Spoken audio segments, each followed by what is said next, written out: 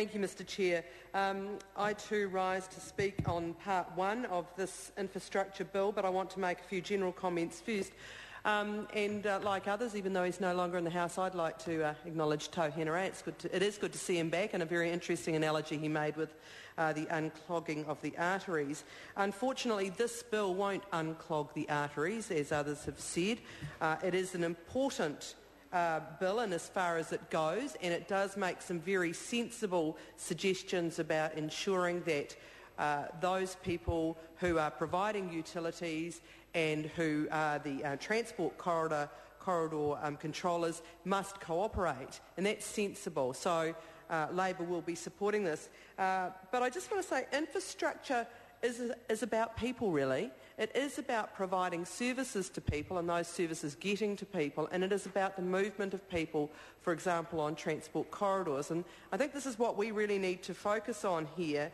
And certainly in many countries in the world, infrastructure projects have been used in the current recession to the benefit of people, both in terms of investing a lot in extra infrastructure but also providing jobs. And of course, we've seen a national government that has failed significantly in this area, shown a complete lack of leadership in the area of job creation, and unemployment in New Zealand is significantly higher than many comparable countries as a result. And that too is about people. That means that people are struggling to make ends meet, that people are not having an opportunity in many parts of New Zealand to live a standard of living that we might think is fair and reasonable.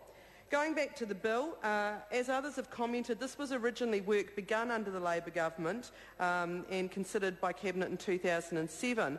And I was on the select committee that considered this infrastructure bill more recently under this government, and it is fair to say this has not clearly been a priority of the government. Getting this infrastructure bill, which will unclog the arteries, as others have said, has clearly not been a priority of the government because it's been languishing on the order paper.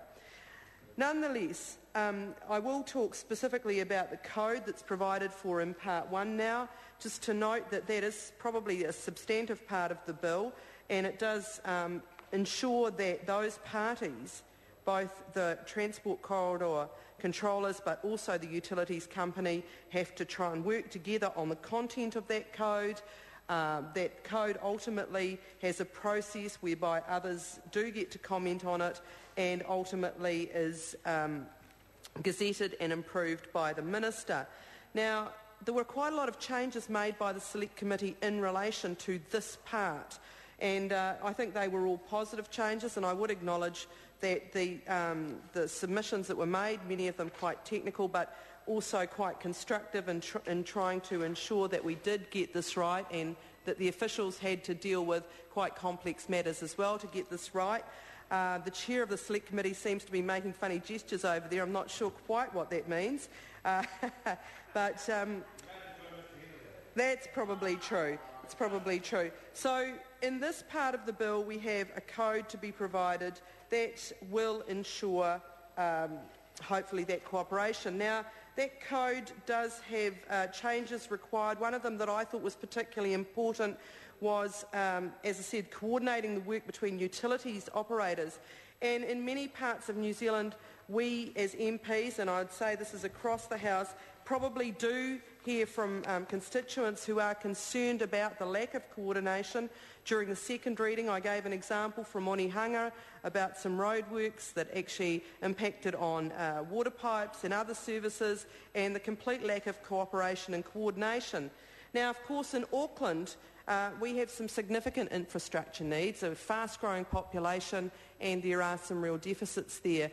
And I am concerned as an Auckland-based MP that this government actually seems to have focused far more significantly on roading than on public transport that we require.